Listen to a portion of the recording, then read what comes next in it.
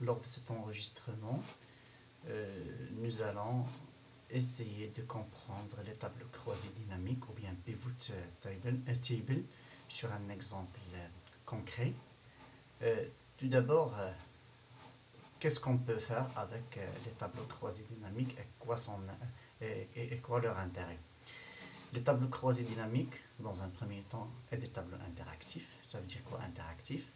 Ça veut dire que je peux à chaque fois modifier en quelques secondes, simple clic, les, les, les, les données, que ce soit en abscisse, que ce soit en ordonnée, que ce soit les données qui vont être calculées. Si je veux m'intéresser à la moyenne, si je veux m'intéresser au maximum, tout ce que l'on a appris sur les fonctions et pour analyser les données, ça s'effectue d'une façon très très rapide et ça permet d'analyser les données et par conséquent prendre des décisions. Et aussi, ça permet d'organiser et de comparer les données. Et ceci, c'est très très rapide comme vous allez le voir sur l'exemple. Et on peut dégager les tendances et leurs relations entre nos données. Donc très bien, donc on va essayer d'aller faire un exemple, comme d'habitude. Là, j'essaie de mettre des valeurs comme ça au hasard sur les dépenses, des différents sexes, masculins ou bien féminins, et des différents âges. On va supposer que ça, c'est par exemple une agence de voyage. Il veut faire du marketing, il va envoyer des brochures de publicité à ses clients. Et là, c'est donné sur l'âge et sur le sexe, et il va essayer de cibler sa clientèle. D'accord? Donc, pour analyser ces données, il y a la possibilité d'utiliser sur Excel les tableaux croisés dynamiques.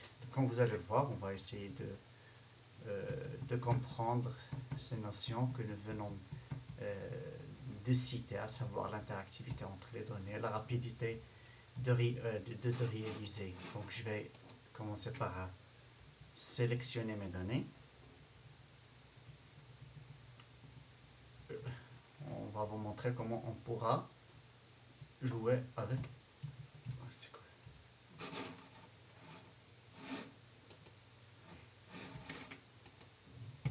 Très bien. Je vais aller vers Data, Pivot Table. Ça change un petit peu avec Excel 2003, 7, 13, mais l'idée est la même. D'accord? Vous voyez en simple clic juste ce tableau, d'accord, avec ces champs. Ça c'est les noms des champs. Comme j'ai le montant dépensé, l'âge, le sexe, je veux par exemple que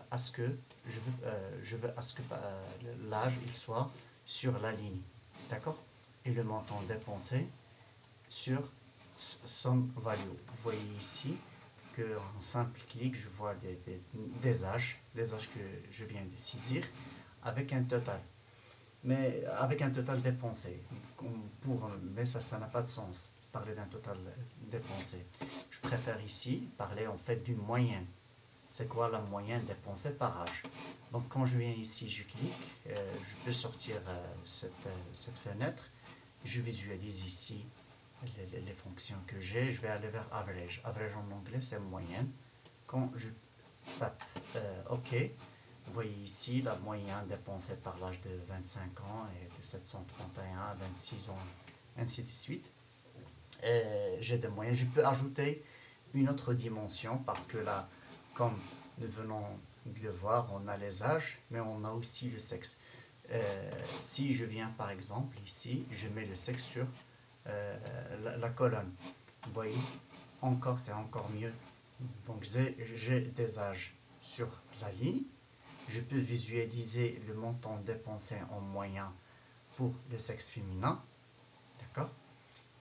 Je peux visualiser le montant dépensé en sexe masculin.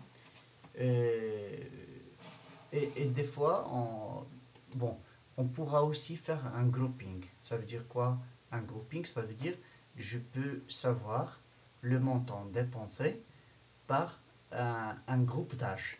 si je viens ici, quand je dis un groupe d'âge, si je m'intéresse à des tranches d'âge, par exemple, le montant dépensé entre 25 ans et 35 ans, 35 ans et 45 ans, ça donne une vision mieux. Si je clique ici droit, je vais aller vers Group and Outline, donc Grouping. Vous faites la même chose sur votre logiciel, ça diffère un petit peu. D'accord. Voilà, ici je vais dire que l'âge, mes âges, ils commencent. Ça c'est la valeur maximale. Ça c'est la valeur, ça c'est la valeur minimale. Ça c'est la valeur maximale. Et je vais prendre un pas de 10. Cela veut dire que je vais faire un grouping de 10 de 25 ans à 35 ans, de 25 ans à 34 ans, de 35 ans à 44 ans, ainsi de suite.